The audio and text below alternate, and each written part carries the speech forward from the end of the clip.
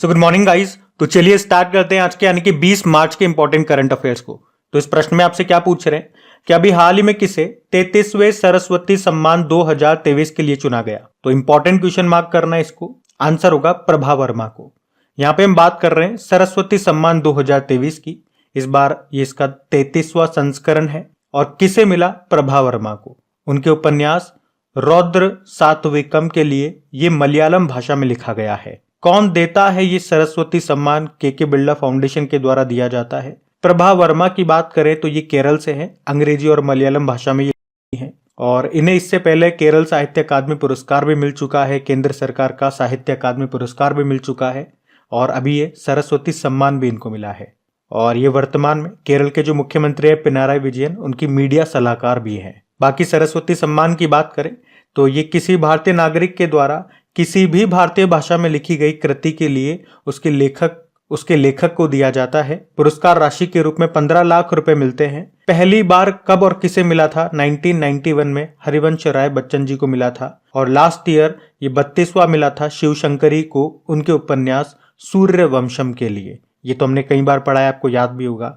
और अभी लेटेस्ट वाला ये 33वां संस्करण आपको याद रखना है, प्रभा वर्मा को मिला है उनके उपन्यास रौद्र सात्विकम के लिए। तो ये इंपॉर्टेंट क्वेश्चन था, एक एक पॉइंट मैंने आपको पॉइंट टू पॉइंट रिवाइज करा दिया। बाकी इसके ऑप्शन इंपॉर्टेंट हैं, जैसे कि पुष्पा भारती, अभी 33वां व्यास सम्मान इनको मिला था यादें यादें और यादों के लिए।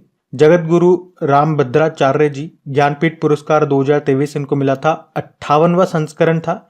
एक तो इनको और एक गुलजार को मिला था। उसके अलावा सविता कंसवाल उत्तराखंड की पर्वतारोही थी, ये निधन हो गया वैसे तो इनका, लेकिन मरणोपरांत अभी तेंजिंग नॉर्गे पुरस्कार 2022 मिला इनको। अच्छा, कुछ 2-4 इंपॉर्टेंट अवार्ड मैं आपको और रिवाइज कराऊंगा जो मोस्ट इंपॉर्टेंट है। जैसे कि अभी संगीत कलानिधि पुरस्कार 2024 मिला था टीएम कृष्णा को। नृत्य कलानिधि पुरस्कार ये मिला डॉक्टर नीना प्रसाद को। अभी पीवी नरसिम्हा राव मेमोरियल पुरस्कार मिला रतन टाटा जी को। रासमस पुरस्कार मिला अमिताभ घोष को और 2024 का प्रित्जकर आर्किटेक्चर पुरस्कार ये मिला रिकेन यामामोटो को, ये जापान के हैं। तो ये इंपॉर्टेंट है, सारे नाम ध्यान में रखना। अगला प्रश्न देखते हैं। फिर आपसे पूछ रहे हैं कि अभी मार्च 2023 में भारत और किस देश के बीच में एक्सरसाइज टाइगर ट्रम्प 2024 का आयोजन किया गया? तो आंसर होगा अमेरिका। तो एक्सरसाइज का नाम है टाइगर ट्रम्प 2024 और भारत और अमेरिका के बीच में हुआ ये अभी 18 से लेकर 31 मार्च 2024 तक। कहां पे हुआ? भारत के पूर्वी समुद्री तट पर। ये एक ट्राई सर्विस एक्सरसाइज है, मतलब इसमें दोनों देशों की तीनों सेनाएं हिस्सा लेती हैं। तीनों मतलब जल सेना, थल सेना और वायु सेना। आपको बता दूं, पहला जो टाइगर ट्रम्प एक्सरसाइज हुआ था वो 2019 में हुआ था। अब आपको बताएं, जब भी मिलिट्री एक्सरसाइज का प्रश्न आता है तो उस साल की जितनी भी इंपॉर्टेंट मिलिट्री एक्सरसाइजेज है वो सारी मैं आपको रिवाइज कराता हूं। तो अभी चल रहा है 2024, तो 2024 में अभी तक कौन कौन सी मिलिट्री एक्सरसाइज हमने पढ़ी है मैं आपको रिवाइज कराता हूं। तो इस साल की पहली एक्सरसाइज थी ये डेजर्ट साइक्लोन, भारत और यूएई के बीच में हुई थी, ये राजस्थान के थार रेगिस्तान में। सहयोग काजिन एक्सरसाइज भारत और जापान के तटरक्षकों के बीच में हुई चेन्नई में। एक अयुत्या एक्सरसाइज हमने पढ़ी थी, पहली बार इसका आयोजन हुआ भारत और थाईलैंड के बीच में हुआ था। साइक्लोन एक्सरसाइज इस बार इसका दूसरा संस्करण था, भारत और इजिप्ट के बीच में हुआ था, ये इजिप्ट में। खंजर एक्सरसाइज ये 11वां संस्करण था, भारत और किर्गिस्तान के बीच में हुआ था, ये हिमाचल प्रदेश के बकलोह में। Stead fast defender exercise NATO ने आयोजन किया था। डेजर्ट नाइट एक्सरसाइज भारत और फ्रांस और यूएई के बीच में हुआ था, ये अरब सागर के ऊपर। और अभी सदा तंसीक का पहला संस्करण ही हुआ था भारत और सऊदी अरब के बीच में, राजस्थान के बीकानेर में। वायु शक्ति एक्सरसाइज इंडियन एयरफोर्स ने इसका आयोजन किया था पोखरण राजस्थान में। मिलन एक्सरसाइज भारतीय नौसेना ने आयोजन किया था, 50 से ज्यादा देशों ने हिस्सा लिया, विशाखापत्तनम में हुआ। दोस्ती एक्सरसाइज हुआ भारत मालदीव और श्रीलंका के बीच में, ये हुआ था मालदीव में। और समुद्र लक्ष्मण एक्सरसाइज भारत और मलेशिया के बीच में हुआ, ये विशाखापट्टनम में। सी डिफेंडर्स एक्सरसाइज भारत और अमेरिकी तटरक्षक बलों के बीच में ये हुआ अंडमान निकोबार की कैपिटल पोर्ट ब्लेयर में। और कटलेस एक्सप्रेस एक्सरसाइज इसका आयोजन तो सेशल्स में हुआ था, लगभग 16 देशों ने हिस्सा लिया जिसमें भारत भी एक देश था। भारत की ओर से आईएनएस तीर नाम के जहाज ने इसमें हिस्सा लिया था। और अभी सेशल्स के साथ ही हमने अभ्यास लामितिये का आयोजन भी किया था। कहाँ पे? सेशल्स में ही। और अभी ये समुद्री सुरक्षा बेल्ट 2024 का आयोजन भी हुआ ओमान की खाड़ी में, रूस, चीन और ईरान के बीच में हुआ था ये। तो लगभग मैंने आपको 16 मिलिट्री एक्सरसाइज ये यहाँ पे रिवाइज करा दिए हैं। और सेशन अच्छा लगे तो प्लीज वीडियो को लाइक जरूर करना। आज के हमारे वीडियो का लाइक का टारगेट है 7000 लाइक का, टारगेट पूरा नहीं हो पा रहा है, तो सेशन अच्छा लगता है तो प्लीज लाइक जरूर कर दिया करें और दोस्तों के साथ में स्टडी ग्रुप में शेयर जरूर करना। अभी अगला प्रश्न देखते हैं। फिर आपसे पूछ रहे हैं, अभी हाल ही में जारी IQ एयर की वर्ल्ड एयर क्वालिटी रिपोर्ट 2023 के अनुसार सबसे प्रदूषित देश कौन सा है? तो आंसर होगा बांग्लादेश। तो स्विस ऑर्गेनाइजेशन है ये IQ एयर, इसी ने अभी वर्ल्ड एयर क्वालिटी रिपोर्ट 2023 को जारी किया है। तो इस रिपोर्ट के अनुसार जो बांग्लादेश है ये दुनिया का सबसे खराब हवा वाला देश, यानी कि मतलब सबसे ज्यादा एयर पॉल्यूशन यहां पर है। तो पहले स्थान पे बांग्लादेश, दूसरे स्थान पे पाकिस्तान और तीसरे स्थान पे भारत है। और अगर पूछे कि दुनिया की सबसे प्रदूषित राजधानी कैपिटल कौन सी है तो दिल्ली है। और दुनिया का सबसे प्रदूषित महानगर कौन सा है तो बिहार का बेगूसराय है। आपको बता दूं 2022 में जब ये रैंकिंग आई थी तो इसमें भारत 8वें स्थान पे था, लेकिन अब आप देख लो भारत तीसरे स्थान पे आ गया। मतलब आप ऐसे समझो कि भारत में 96% लोग ऐसी हवा में रह रहे हैं जिसमें PM2.5 का स्तर WHO के एनुअल स्टैंडर्ड से 7 गुना ज्यादा है। लाइन आपको समझ में नहीं आई होगी, PM2.5 मतलब क्या हो गया। PM मतलब होता है पार्टिकुलेट मैटर, ये एक बेहद छोटा कण होता है जिसका व्यास, जिसका डायमीटर 2.5 माइक्रोमीटर होता है या उससे भी कम होता है। और यही है जो हवा की गुणवत्ता को, उसकी क्वालिटी को कम करता है। जहां की एयर में ये सबसे ज्यादा पाया जाएगा वहां की एयर क्वालिटी बहुत कम होगी, वो सबसे ज्यादा प्रदूषित हवा होगी। तो मैंने आपको तीनों पॉइंट बता दिए, देशों के हिसाब से भी बता दिया रैंकिंग, सबसे प्रदूषित राजधानी में भी बता दिया और सबसे प्रदूषित महानगर में भी बता दिया कौन सा है, बिहार का बेगूसराय है। अच्छा, इसी से संबंधित 2 प्रश्न आपके बनते हैं, जैसे कि किस IIT ने वायु गुणवत्ता की निगरानी के लिए आत्मन नाम से एक उत्कृष्टता केंद्र एक्सीलेंस सेंटर लॉन्च किया था? तो आंसर होगा IIT कानपुर। और अगर पूछे किस IIT ने दुनिया का पहला plant based smart air purifier launch किया था तो आंसर होगा IIT रोपड़ ने। अच्छा, आप बिल्कुल ध्यान से सुनना, क्योंकि 2024 में जो भी इंपॉर्टेंट हमने रैंकिंग पढ़ी है ना वो मैं आपको रिवाइज कराऊंगा। ये 2024 वाली है, पिछले साल 2023 वाली मैंने आपको खूब रिवाइज कराई, वो सब आपको याद हो गई थी। तो अभी हम 2024 की पढ़ते हैं। जैसे कि सबसे पहले हमने पढ़ी थी करप्शन परसेप्शन इंडेक्स 2023, इसमें भारत 93 नंबर पे था, टॉप पे डेनमार्क था। और इसको जारी किया था ट्रांसपेरेंसी इंटरनेशनल ने। एक स्वच्छ सर्वेक्षण 2023 भी आया था अभी, इसमें भी कुछ पॉइंट्स हैं जो आप ध्यान में रखें, जैसे कि सबसे स्वच्छ शहर ये 2 है, इंदौर और सूरत। लेकिन 1 लाख से कम आबादी में बोलेंगे तो महाराष्ट्र का शाश्वत टॉप पर है। हिम तेंदुआ रिपोर्ट 2024 ये पहली बार आई थी और इसमें भारत में टोटल कितने हिम तेंदुए स्नो लेपर्ड बताए गए तो 718 है। सबसे ज्यादा लद्दाख में है 477 है और सबसे कम जम्मू कश्मीर में है 9। और टॉम ट्रैफिक इंडेक्स आया, उसमें बताया कि सबसे ज्यादा ट्रैफिक जाम वाला शहर कौन सा है तो पहले स्थान पे लंदन है, भारत से बंगलुरु है जो 6ठे स्थान पर है। लोकतंत्र सूचकांक डेमोक्रेसी इंडेक्स 2023 आया, इसमें भारत 41 नंबर पर है, टॉप पे नॉर्वे है, इसको इकोनॉमिस्ट इंटेलिजेंस यूनिट ने जारी किया। वैश्विक बौद्धिक संपदा सूचकांक ग्लोबल इंटेलेक्चुअल प्रॉपर्टी इंडेक्स 2024, और अभी वैश्विक बौद्धिक संपदा सूचकांक 2024 आया था, मतलब ग्लोबल इंटेलेक्चुअल प्रॉपर्टी इंडेक्स, इसमें भारत 42 नंबर पे था, टॉप पे अमेरिका था, इसको US चैम्बर्स ऑफ कॉमर्स ने जारी किया था। अभी लैंगिक असमानता सूचकांक यानी कि जेंडर इनइक्वलिटी इंडेक्स आया था और इसमें भारत 108वें स्थान पर था, तो टॉप पे डेनमार्क है। और मानव विकास सूचकांक ह्यूमन डेवलपमेंट इंडेक्स आया 2022, इसमें भारत 134 नंबर पर है, तो टॉप पे स्विट्जरलैंड है। इन दोनों को जारी किया यूनाइटेड नेशन डेवलपमेंट प्रोग्राम ने। तो ये 2024 के अभी तक इंपॉर्टेंट इंडेक्सेस हैं, वो सारे मैंने आपको यहाँ पे रिवाइज करा दिए। फिर आपसे पूछ रहे हैं, अभी हाल ही में ऑल इंडिया रेडियो का महानिदेशक डायरेक्टर जनरल किसे नियुक्त किया गया तो आंसर होगा मौसमी चक्रवर्ती को।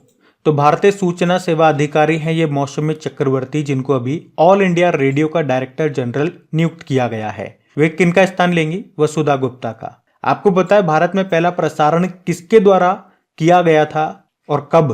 तो जून 1923 में रेडियो क्लब ऑफ बॉम्बे ने देश का पहला प्रसारण किया था। अच्छा, ऑल इंडिया रेडियो से एक याद आएगा आपको, क्योंकि ऑल इंडिया रेडियो यानी कि आकाशवाणी और दूरदर्शन ये प्रसार भारती के ही 2 घटक हैं, 2 कंपोनेंट है।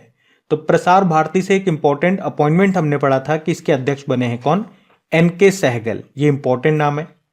बाकी सीबीएसई के अध्यक्ष बने राहुल सिंह, और सबसे इंपॉर्टेंट ये हो गया भारत के नए लोकपाल अजय माणिकराव खानविलकर। यहाँ पे ऑप्शन में सारे इंपॉर्टेंट नाम मैंने रखे हैं, सारे इंपॉर्टेंट रहेंगे एग्जाम के लिए, ध्यान में रखना। अगला प्रश्न देखते हैं। फिर आपसे पूछ रहे हैं अभी हाल ही में तेलंगाना के नए राज्यपाल कौन बने हैं, तो आंसर होगा सीपी राधाकृष्णन। अच्छा, मैंने आपको पढ़ाया था कि अभी तेलंगाना की जो गवर्नर है कौन, तमिलिसाई सौंदरराजन, उन्होंने इस्तीफा दे दिया। उनके पास पुडुचेरी के भी उपराज्यपाल का अतिरिक्त प्रभार था, वहां से भी उन्होंने इस्तीफा दे दिया, ये हम पढ़ चुके हैं। तो उनके इस्तीफे देने के बाद झारखंड के जो राज्यपाल है, गवर्नर है कौन, सीपी राधाकृष्णन, वे अब तेलंगाना के गवर्नर होंगे और पुडुचेरी के उपराज्यपाल होंगे। ये आपको ध्यान रखना है। झारखंड के तो है ही सही, उसके अलावा अतिरिक्त प्रभार इनको यहां का भी दिया गया है, यहां का भी ये कामकाज संभालेंगे, ये ध्यान रखना। वे 2023 में ही झारखंड के 10वें नंबर के राज्यपाल बने थे। मैं आपको बता दूं कि भारतीय संविधान के अनुच्छेद 153 के अनुसार भारत के हर राज्य में एक राज्यपाल होगा, ये अनुच्छेद याद रखना। उसके अलावा ये पॉइंट भी ध्यान रखना कि 1956 के 7वें संविधान संशोधन के तहत एक व्यक्ति 2 या 2 से अधिक राज्यों का राज्यपाल बन सकता है। राज्यपाल बनने के लिए मिनिमम जो उम्र है वो 35 वर्ष होनी चाहिए।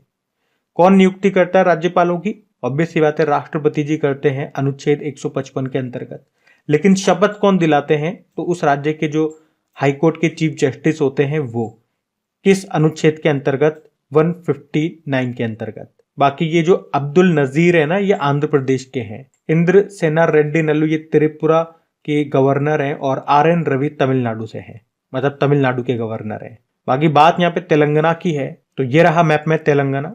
और आपको याद होगा भी कल ही हम लोगों ने भारत के सभी राज्यों के गवर्नर के नामों को रिवाइज कर लिया था, कल ही के सेशन में किया था। तो आज मैं आपको तेलंगाना के बारे में बता रहा हूँ। ये रहा मैप में तेलंगाना। तो तेलंगाना आपको पता है इसकी स्थापना हुई थी 2 जून 2014 को आंध्र प्रदेश से अलग होकर के। इसकी कैपिटल हैदराबाद है, जो कि खुद मूसी नदी के किनारे स्थित है। मुख्यमंत्री कौन है? रेवंत रेड्डी अभी नए बने थे, और गवर्नर अभी हमने कहा कौन बन गए हैं? सीपी राधाकृष्णन। बाकी आपको याद होगा भी तेलंगाना सरकार ने आरोग्य श्री योजना शुरू की, और भारतीय नौसेना का दूसरा वेरी लो फ्रिक्वेंसी संचार स्टेशन कहां पे स्थापित होगा? तेलंगाना के विकाराबाद में। अभी कानुमा त्योहार यहाँ पे मनाया गया, बथुकम्मा फेस्टिवल यहाँ पे मनाया जाता है, जिसे फूलों का त्योहार कहते हैं। बोनालू उत्सव भी यहाँ पे मनाया जाता है। 2024 में याद रखना, भारत में जो ई-प्रिक्स का दूसरा संस्करण है वो हैदराबाद में होगा, पहला वाला भी यही हुआ था वैसे। और मोदी जी ने तेलंगाना में समक्का सरक्का जनजातीय विश्वविद्यालय खोलने की भी घोषणा की थी। और भारत का पहला सोलर साइकिल ट्रैक ये कहाँ पे बनाया गया? हैदराबाद में, जिसकी लंबाई 23 किलोमीटर है। भारत का पहला कृषि डेटा एक्सचेंज आपको हैदराबाद में मिलेगा। और तेलंगाना के जो पूर्व मुख्यमंत्री जी थे, उन्होंने हैदराबाद में अंबेडकर जी की प्रतिमा का अनावरण किया था, जिसकी ऊंचाई है 125 फुट, हुसैन सागर झील के किनारे। इसके वास्तुकार रामवी सुतार हो गए। और भारत का पहला वन विश्वविद्यालय ये कहाँ पे स्थापित होगा? तो आंसर होगा तेलंगाना में ही।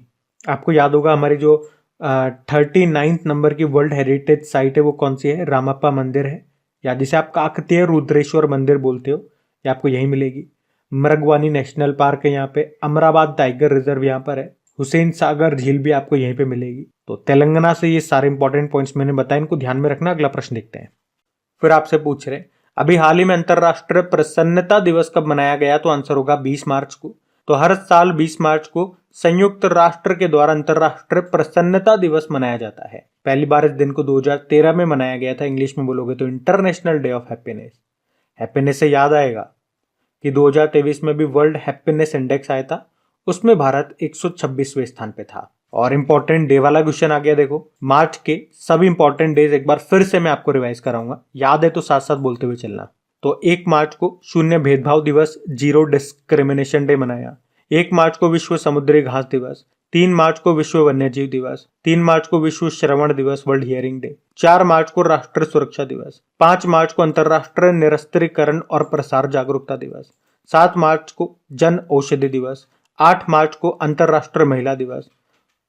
13 मार्च को धूम्रपान निषेध दिवस मनाया, नो स्मोकिंग डे। 14 मार्च को वर्ल्ड किडनी डे। 15 मार्च को विश्व उपभोक्ता अधिकार दिवस, वर्ल्ड कंज्यूमर राइट डे। 15 मार्च को अंतरराष्ट्रीय इस्लामोफोबिया दिवस मनाया। 16 मार्च को राष्ट्रीय टीकाकरण दिवस, इम्यूनाइजेशन डे के रूप में मनाया। और और अभी आयुध निर्माण दिवस ऑर्डिनेंस फैक्ट्रीज डे के रूप में भी मनाया हमने 18 मार्च को। तो ये मार्च के इंपॉर्टेंट डेज, इनको ध्यान में रखना। अगला प्रश्न देखते हैं। फिर आपसे पूछ रहे हैं अभी हाल ही में किसे डायना स्मृति पुरस्कार के लिए चुना गया? तो आंसर होगा उदय भाटिया और मानसी गुप्ता को। तो दिल्ली के इनोवेटर जो है उदय भाटिया और हरियाणा की एक मानसिक स्वास्थ्य प्रचारक हैं ये मानसी गुप्ता, और अभी इन दोनों को डायना स्मृति पुरस्कार से सम्मानित किया गया। विश्व के 20 लोगों को सम्मानित किया गया और उनमें से ये 2 भारतीय हैं। कौन कौन? उदय भाटिया और मानसी गुप्ता। तो आपको बता दूं कि हर 2 वर्ष पर विश्व के असाधारण युवाओं को उनकी सामाजिक कार्यों या मानवीय सेवाओं के लिए ये पुरस्कार दिया जाता है। दोनों के नाम ध्यान में रखना। और इसी तरह से 2 नाम मैं आपको और बताऊं, ग्रीष्मा ठाकुर का नाम और रितिका चोपड़ा का नाम पढ़ा था अभी हमने। चमेली देवी जैन पुरस्कार मिला इन दोनों को, तो ये नाम भी ध्यान में रखना। अगला प्रश्न देखते हैं। फिर आपसे पूछ रहे अभी हाल ही में चुनाव आयोग ने अभी कौन सा एप्लीकेशन लॉन्च किया है? तो आंसर होगा नो योर कैंडिडेट। तो अभी जो हमारे मुख्य चुनाव आयुक्त हैं राजीव कुमार, अभी उन्होंने नो योर कैंडिडेट नाम से एक नया मोबाइल एप्लीकेशन लॉन्च किया है। तो ये एप्लीकेशन मतदाताओं को ये पता लगाने में सक्षम करेगा कि उनके निर्वाचन क्षेत्र, उनकी कॉन्स्टिट्यूएंसी में किसी चुनावी उम्मीदवार का कोई आपराधिक रिकॉर्ड है या नहीं है। और जो मतदाता है वो इसके अलावा आपराधिक पृष्ठभूमि वाले जो उम्मीदवार हैं उनकी संपत्तियों और देनदारियों की भी जांच कर सकेंगे। भारतीय निर्वाचन आयोग की बात करें, अभी कई तरह के प्रश्न हमने इससे संबंधित पढ़े, वो सारे मैं आपको रिवाइज कर रहा हूं। देखो आओ, पहले तो ये याद रखना, भारतीय निर्वाचन आयोग इलेक्शन कमीशन ऑफ इंडिया संविधान के भाग 15 के अनुच्छेद 324 से लेकर 329 तक इसके बारे में आपको मिलेगा। स्थापना होती है 25 जनवरी 1950 को, इसीलिए 25 जनवरी को नेशनल वोटर्स डे होता है। वर्तमान में इलेक्शन कमीशन ऑफ इंडिया यानी कि मुख्य चुनाव आयुक्त ये राजीव कुमार है 25वें नंबर के। पूछोगे पहले नंबर के कौन थे? तो सुकुमार सेन थे। और पहली महिला कौन थी? तो वीएस रमा देवी थी। अभी इसके 2 नए चुनाव आयुक्त इलेक्शन कमिश्नर बने, ज्ञानेश कुमार और सुखबीर सिंह संधू। और अभी निर्वाचन आयोग ने राष्ट्रीय दिव्यांगजन आइकॉन बनाया था किसे? शीतल देवी को। ये पैरा तीरंदाज है, ये याद रखना। और अभी पंजाब में स्टेट आइकॉन बनाया था किसे? शुभमन गिल को। जबकि नेशनल आइकॉन बनाया था राजकुमार राव को, और उससे पहले सचिन तेंदुलकर को। अभी कुछ समय पहले इसने गरुड़ एप्लीकेशन भी लॉन्च किया था, सी विजिल एप्लीकेशन भी लॉन्च किया था, और एनकोर नाम से एक सॉफ्टवेयर भी लॉन्च किया था। तो इससे संबंधित ये सारे पॉइंट्स मैंने आपको बता दिए, इनको ध्यान में रखना। अगला प्रश्न देखते हैं। फिर अगले प्रश्न में पूछ रहे हैं अभी हाल ही में किस देश ने भारत से डोर्नियर विमान खरीदने के लिए समझौता किया? तो आंसर होगा गुयाना। तो गुयाना ये भारत के हिंदुस्तान एरोनॉटिकल लिमिटेड के द्वारा निर्मित 2 डोर्नियर 228 विमान खरीद रहा है, और इसके लिए गुयाना डिफेंस फोर्स ने export import bank of India से $23.27 मिलियन का लोन भी लिया है। तो आप कह सकते हो कि ये पहला डिफेंस लोन है जो कि भारत ने किसी कैरेबियाई देश को दिया है। कैरेबियन कंट्री है ये गुयाना। इसके स्टैटिक में आपको बताऊंगा, गुयाना ले चलूंगा आपको, लेकिन उससे पहले एक प्रश्न आपको बन जाएगा कि कौन सा देश ब्रह्मोस मिसाइल हमसे खरीद रहा है? तो 2 देश हैं, देखो, फिलीपींस और इंडोनेशिया। ये दोनों आप ध्यान में रखना। और ब्रह्मोस मिसाइल तो आपको बताया ना, भारत और रशिया ने मिलकर के इसके तैयार किया था। मध्यम दूरी की सुपरसोनिक क्रूज मिसाइल है ये। गुयाना की बात हुई थी तो ये रहा मैप में गुयाना। कैपिटल इसकी जॉर्ज टाउन है, करेंसी है गुयानीज डॉलर, और प्रेसिडेंट है इरफान अली और प्रधानमंत्री है मार्क फिलिप। ध्यान रखना। ये अगला प्रश्न देखते हैं। फिर आपसे पूछ रहे हैं कि अभी मार्च 2024 में भारत के किस स्थान पर फॉर्मूला 4 रेसिंग का आयोजन किया गया? तो आंसर होगा श्रीनगर। तो अभी 17 मार्च 2024 को पहली बार फॉर्मूला 4 कार रेसिंग कार्यक्रम का आयोजन किया गया। ये कार रेसिंग बुलवार्ड रोड में डल झील के किनारे आयोजित की गई। 1.7 किलोमीटर के ट्रैक पर यह रेस हुई थी। तो श्रीनगर में फॉर्मूला 4 कार रेसिंग इवेंट का आयोजन ये federation of motor clubs of India के द्वारा आयोजित किया गया। अच्छा, फॉर्मूला 1 रेस तो आपने सुना होगा। अब आप सोच रहे होंगे कि भैया ये फॉर्मूला 4 क्या चीज है? तो फॉर्मूला 1 हो गया, फॉर्मूला 3, फॉर्मूला 4, ये जो रेसेस होती है ना, इनमें एक सबसे बेसिक अंतर तो ये स्पीड का हो गया। तो फॉर्मूला 1 रेस तो आप जानते हो वो फुल स्पीड की होती है, लेकिन फॉर्मूला 3 हो गया, फॉर्मूला 4 हो गया, यहाँ पे स्पीड की कम होती है, कम स्पीड की रेसेस होती हैं ये। ऐसे आप ध्यान रख लो। चलो फिर आप मुझे बताओ, अभी जम्मू कश्मीर में गेस्ट हाउस बनाने वाला पहला राज्य कौन सा बना? तो आंसर होगा महाराष्ट्र। और भारत में पहली बार नाइट स्ट्रीट रेस का आयोजन ये कहां पे हुआ? तो आंसर होगा चेन्नई में। और भारत में फॉर्मूला 1 रेसिंग के लिए फ्यूल का भी निर्माण कौन करेगा? ये प्रश्न है करंट अफेयर्स का। आंसर होगा इंडियन ऑयल। और इसी तरह से याद आ गया कि भारत में पहली मोटो जीपी रेस का आयोजन ये कहां पे हुआ? नोएडा में जो बुद्ध इंटरनेशनल सर्किट है ना, वहां पे। और इसका स्पॉन्सर बना था कौन? Indian oil. और अगर आपसे पूछे कि पहली फॉर्मूला ई रेस का आयोजन ये कहां पे हुआ था? हैदराबाद में। और इसका दूसरा संस्करण भी होगा हैदराबाद में। तो गाइज ये थी आज की आपकी करंट अफेयर्स की क्लास। कमेंट करके जरूर बताइएगा आपको आज का वीडियो कैसा लगा। और वीडियो को आपने अभी तक लाइक नहीं किया तो प्लीज लाइक जरूर करना। अपने दोस्तों के साथ में स्टडी ग्रुप में एक बार शेयर जरूर कर देना। अभी मैं आपको कल के करंट अफेयर्स का क्विक रिवीजन करवा देता हूं। तो पहला प्रश्न आपसे पूछा था, भारत और किस देश के बीच में लम्बतीय एक्सरसाइज का आयोजन हुआ? तो भारत और सेशल्स के बीच में हुआ ये। फिर पूछा, वैश्विक आध्यात्मिकता सम्मेलन का आयोजन कहां पे हुआ? हैदराबाद में। फिर पूछा, देश की पहली ऑयल पाम प्रसंस्करण इकाई कहां पे शुरू हुई? अरुणाचल प्रदेश में। निर्वाचन आयोग की राष्ट्रीय दिव्यांगजन आइकॉन बनी है शीतल देवी। फिर पूछा, तेलंगाना के राज्यपाल ने इस्तीफा दे दिया, नाम बताओ? तमिलिसाई सौंदरराजन। फिर पूछा, सर रिचर्ड हेडली मेडल पाने वाले सबसे कम उम्र के खिलाड़ी बने? रचन रविंद्र। फिर पूछा, व्लादिमीर पुतिन कौन सी बार रशिया के राष्ट्रपति चुने गए? 5वीं बार। फिर पूछा, आयुध निर्माण दिवस मनाया 18 मार्च को। फिर पूछा, अभी संगीत कलानिधि पुरस्कार 2024 किससे चुना गया? तो आंसर होगा टीएम कृष्णा को। और आखिरी प्रश्न पूछा था, पुरुष वर्ग में इंडियन वेल्स टेनिस खिताब किसने जीता? तो पुरुष वर्ग में जीता कार्लोस अल्काराज ने, जो कि स्पेन के हैं। और महिला वर्ग में जीता है ईगा स्विएटेक ने, जो कि पोलैंड की है। अभी कल का होमवर्क प्रश्न देखते हैं और सेशन एंड करते हैं। तो कल के वीडियो में आपसे पूछा था कि अभी किस राज्य सरकार ने युवा निधि योजना शुरू की? तो आंसर होगा कर्नाटक। आप सभी ने प्रश्न का बिल्कुल सही उत्तर दिया। अब ये आज का आपका होमवर्क प्रश्न।